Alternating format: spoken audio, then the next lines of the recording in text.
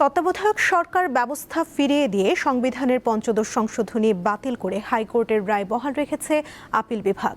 3টি আপিল নিষ্পত্তি করে সকালে প্রধান বিচারপতি জুবায়ের রহমান চৌধুরীর নেতৃত্বে 4 বিচারপতির বেঞ্চে পঞ্চদশ সংশোধনীর এই রায় দেন। আপিল বিভাগের এই রায়ের মধ্যে দিয়ে তত্ত্বাবধায়ক সরকার ব্যবস্থার পাশাপাশি গণভোটের বিধানও বহাল রাখা হয়েছে।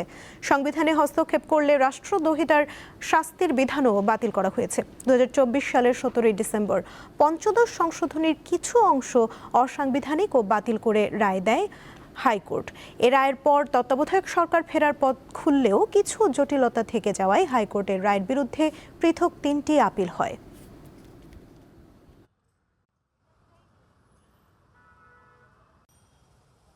মোজো বিরাট কারবার। মোজো 1 লিটার ও 2 লিটার কিনে তুমিও জিতে নিতে পারো ফ্যামিলি কার, স্পোর্টস বাইক, টিভি, আইফোন ছাড়াও থাকছে লক্ষ লক্ষ নিশ্চিত গিফট। এ বিষয়ে আপিল বিভাগের সামনে ব্রিফ চলছে, আমরা সরাসরি চলে যাচ্ছি সেখানে।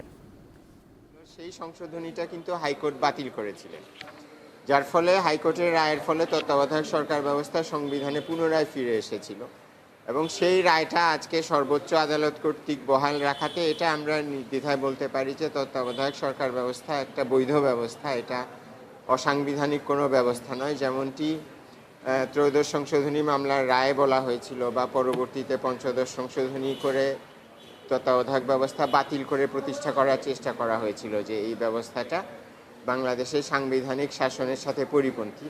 সেই ব্যাপারে আজকে আমরা সর্বোচ্চ আদালত থেকে একটা সুস্পষ্ট নির্দেশনা পেলাম যে তত্ত্বাবধায়ক সরকার ব্যবস্থা একটা সাংবিধানিক ব্যবস্থা এবং এটা বাংলাদেশের জন্য প্রয়োজনীয় একটা ব্যবস্থা। কাজেই দীর্ঘ 2 বছর আগে আমরা এই পঞ্চদশ সংশোধনীকে চ্যালেঞ্জ করে যে মামলা শুরু করেছিলাম তার আজকে সর্বোচ্চ আদালত থেকে একটা পরিণতি হলো। সেই কারণে আজকে একটা উল্লেখযোগ্য ঐতিহাসিক দিন বলে আমি মনে করি।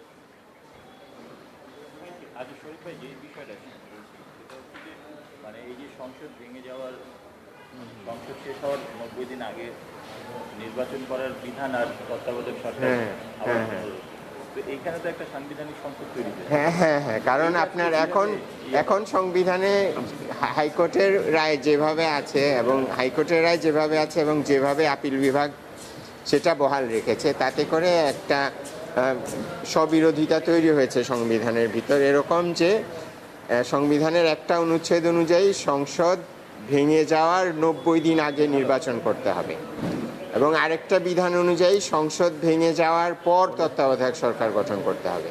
তো এখন আপনি যদি প্রথম বিধানটা পরিপালন করেন তাহলে তো আপনাকে সংসদ ভেঙে যাওয়ার আগেই নির্বাচন করে ফেলতে হবে, তাহলে তো আপনি তত্ত্বাবধায়ক সরকার ব্যবস্থা চালু করার সুযোগই পাচ্ছেন না। আর আপনি যদি সংসদ ভেঙে যাওয়ার পরে তত্ত্বাবধায়ক সরকার গঠন করে নির্বাচন করতে চান তাহলে আমি প্রথম যে অনুচ্ছেদের কথা বললাম তার সাথে সাংঘর্ষিকভাবে কাজ করবে। তো এই জিনিসটা সুরাহা এখন সংসদের করতে হবে বলেই মনে হচ্ছে। তবে পূর্ণাঙ্গ রায় দেখলে এ ব্যাপারে আরও নিশ্চিতভাবে এবং সুনির্দিষ্টভাবে বলা যায়।